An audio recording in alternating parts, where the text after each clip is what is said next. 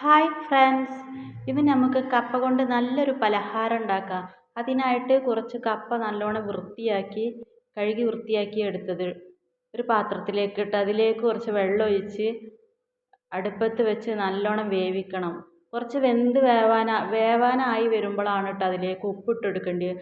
അലഞ്ഞ വെന്ത് കിട്ടൂല. ആദ്യം തന്നെ ഉപ്പിട്ടാൽ കപ്പ വെന്ത് കിട്ടൂല. അങ്ങനെ നല്ലോണം വേവിച്ചെടുത്ത കപ്പ എടുത്ത് നല്ലോണം ഇതുപോലെ ഉടച്ചു കൊടുക്കുക. ഇതുപോലെ നല്ലോണം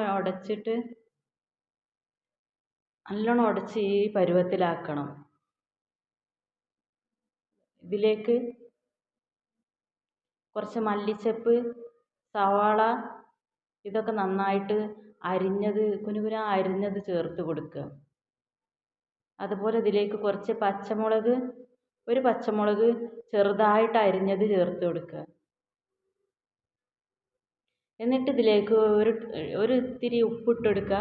ഒരു ടീസ്പൂൺ കോൺഫ്ലവർ, മൈദപ്പൊടി ഇവ ഇട്ടിട്ട് നല്ലോണം കുഴച്ചെടുക്കുക.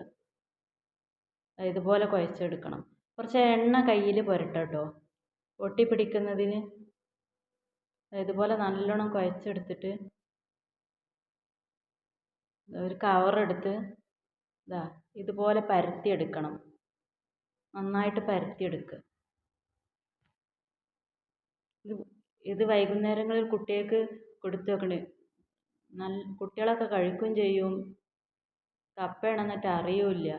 ഇതുപോലെ റൗണ്ട് ചെയ്തെടുക്കണം. ചെറിയ റൗണ്ടും ചെയ്യണം.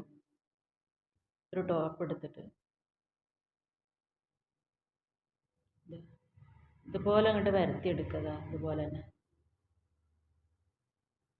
അങ്ങനെ ഓരോന്നായിട്ട് ഇതുപോലെ പരത്തിയെടുത്ത് റൗണ്ട്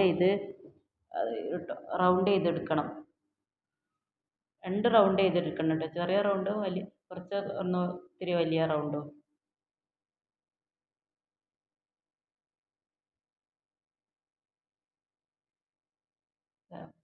കുട്ടികൾക്കിത് വൈകുന്നേരം ടൈമിൽ നിങ്ങൾ സ്കൂളിൽ വിട്ട് വരുമ്പോൾ ഒക്കെ ഒന്ന് ഉണ്ടാക്കി കൊടുത്ത് നോക്കണ്ടി. കുട്ടികൾ എന്തായാലും കപ്പ കഴിക്കാനൊക്കെ കുട്ടികൾക്ക് മടിയല്ലായിരിക്കാരം.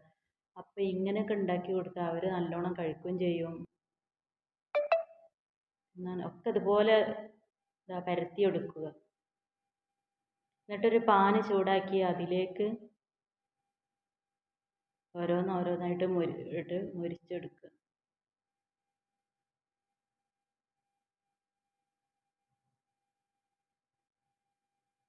ഇതുപോലെ മുരിച്ച് ഒന്ന് മറിച്ച് കൊടുക്കുക. പാകമായി വരുമ്പോൾ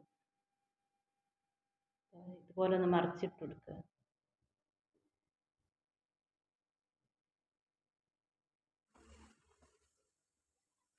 മൊരിഞ്ഞ് വരുമ്പം ഇതൊക്കെ കോരിയെടുക്കുക. നല്ല ക്രിസ്പിയായി വരുമ്പോൾ അടിപൊളി ടേസ്റ്റ് ആയിക്കാരം. ഒന്ന് ഇങ്ങനെയൊക്കെ ഉണ്ടാക്കി നോക്കൂ. കപ്പൊക്കെ വീട്ടിൽ കൊണ്ടുവന്നിട്ട് ഉണ്ടാക്കാതെ അങ്ങനെ കേടുവന്ന് എടുക്കുന്നുണ്ടാവുമല്ലോ. അപ്പോൾ ഇതുപോലൊക്കെ ഒന്ന് ഉണ്ടാക്കി കൊടുത്താൽ കഴിക്കാനും രസമാണ്. ഈ കച്ചപ്പിൻ്റെ കൂടെയൊക്കെ തക്കാളി സോസിൻ്റെ കൂടെയൊക്കെ നമുക്ക് കഴിക്കാം. നല്ല മൊരിഞ്ഞ കപ്പ പലഹാരം. ഇത് സോസിൻ്റെ കൂടെ, പച്ചച്ചമ്മന്തിൻ്റെ കൂടെ ഒക്കെ കഴിക്കാം. ഇനിയിപ്പോൾ അതില്ലെങ്കിൽ ഇത് അങ്ങനെ തന്നെ കഴിക്കാൻ നല്ല രസമാണ് കേട്ടോ. ഇതുപോലെ കുട്ടികൾക്കൊക്കെ ഉണ്ടാക്കി കൊടുക്കേണ്ടി. ഇഷ്ടപ്പെട്ടാൽ ലൈക്കും ഷെയറും ചെയ്യണേ, സപ്പോർട്ട് ചെയ്യണേ.